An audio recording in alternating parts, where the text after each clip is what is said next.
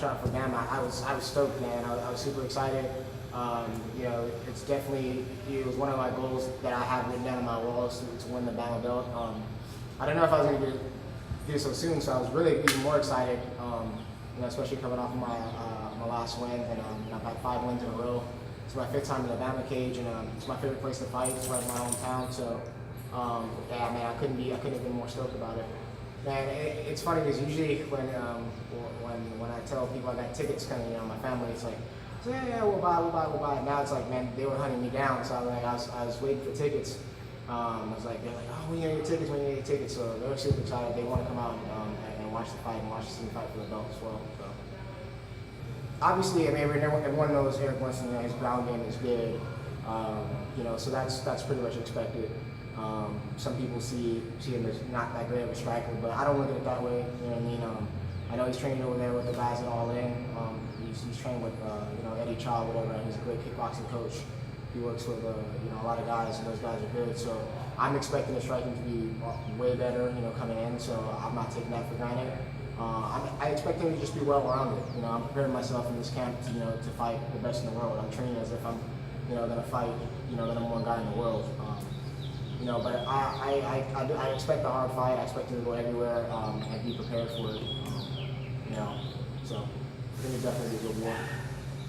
I mean, it's definitely, if we do go into the 4th and 5th round, it's definitely my first time venture there. But you know, and everyone says, you know, we do it in practice all the time. We go 8, 6 rounds, you know, 6, 8 rounds or whatever. But it's different when you're in a fight. So you know, who knows? You know, we'll see. You know, definitely when you watch all my fights, I push a pace. You know, I'm confident in my cardio. You know, times that I have gone the distance. The last time I went to distance was, you know, in the Pro Series show in September. You know, after that third round, I was still ready to go, you know, 3 more rounds. And I pushed a hard pace, and, you know, I wore my guy down. And that's what I do, man. I don't cut a lot of weight. I don't like cutting a lot of weight. I think it's bad for your body in the long run as well. And I think cardio is the most important in MMA. You can have all the strength and all the skill in the world, but when you get tired, all that goes out the window. You know, so for me, I push my cardio. I make sure I'm always on weight. You know, I walk around very close to my weight. So I don't think the 5 rounds will be different, you know, from what I've been doing.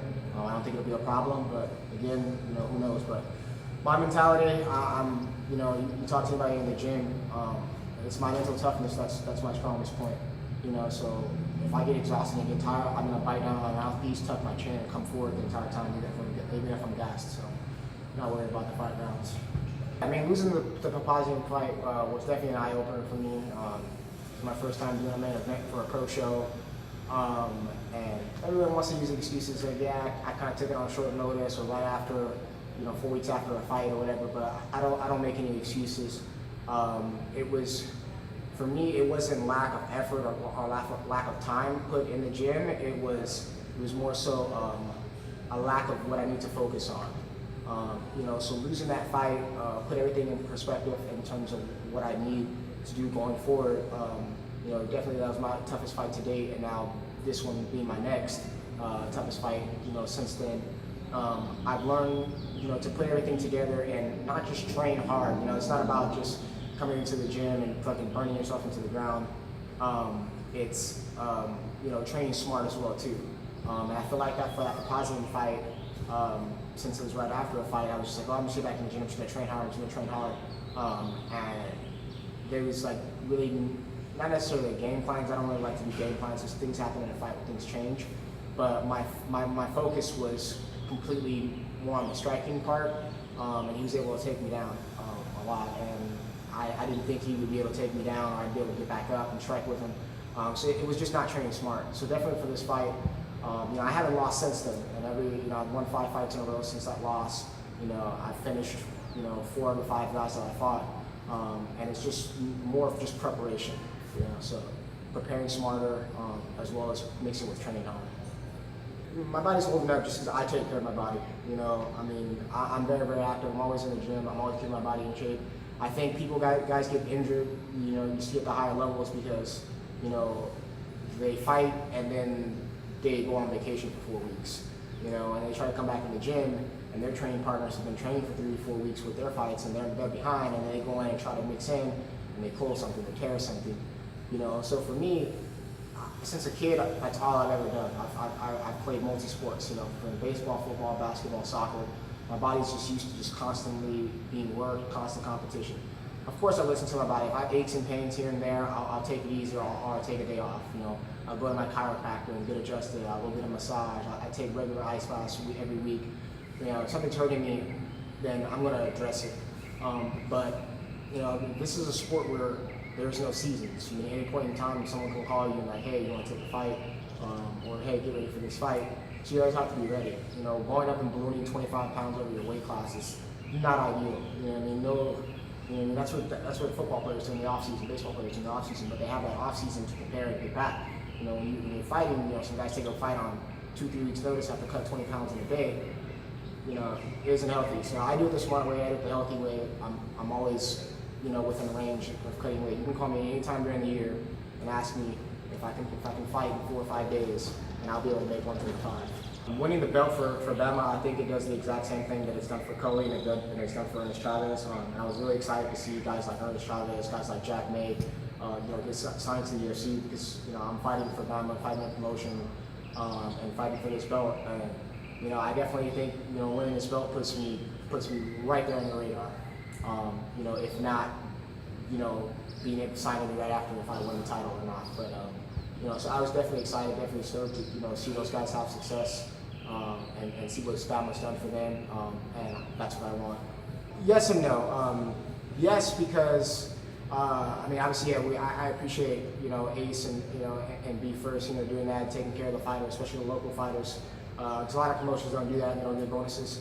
But no, because I'm always looking to finish. You know, I'm always looking to put on an exciting fight. As a fighter, you know, it's not just your job to fight, but it's your job to be exciting. It's your job to promote yourself.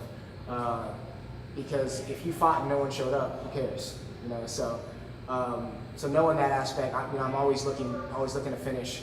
But yeah, I definitely appreciate Ace. You know, she's awesome. She's great. You know, every time I see her, I come up and give her a hug. She's so caring. She's so loving. And I appreciate, you know, her looking out for the local fighters. And it's a good motivator for, you know, for guys to go out there and want to put on a show and not be boring. Because the fans, you know, they pay their hard money to come and see guys fight. You know, even if you don't put on your best performance, you know, if you come to fight, you know, they'll appreciate you. And we appreciate Ace for that reason as well. This is, I believe, your second time you're going to main event a BAMMA card. But the first time was more short notice. We'll get some pictures of you, get some video. Let's know who Terrion is a little bit. Now we're back to 10-2 Terrion Flash Ware. How does it feel? Yeah, I mean, the first time being a main event, just being honest, I was annoyed. I had newspapers calling me, asking me the same questions over and over, radio stations calling me, asking the same questions over and over. And then guys were calling me from Burbank and Van Nuys, and I know they're Propositions guys, and they just wanted to get a story or whatever. And I was just super annoyed. It was just like I couldn't catch a break. My phone was just ringing. You know, but that comes with the territory. We're gonna be the main event. You know, so this time around, you know, that's been happening. I'm getting a lot of attention. It's easy to deal with. It doesn't bother me. For me, I'm never one. I don't really like the spotlight. I just like doing what I do. But it comes with the territory, so it's a part of my job, and I'm being professional about it. And something I'm going to put up with, and I guess eventually learn to like it and just fit in that role. If I'm going to be, if I want to be the best in the world, that's what it comes with this world too. It comes with the media. It comes with answering questions over and over and over again without having an attitude, and giving the media, helping them out. Because they're the guys who help you out. You don't want to end up being on their bad side and having to write every backstory about you. So, just working together. But this time around, it doesn't bother me at all. It's business as usual for me. You call me in the middle of the night, and I'll wake up with a smile on my face, and I'll answer all your questions.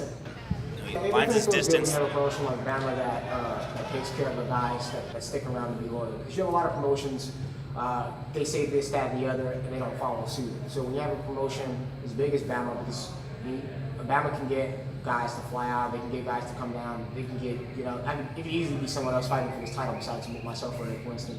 But when it shows loyalty both ways, then it's appreciative on our side as well too, because it's like, okay, it's a respect thing, it's a mutual respect.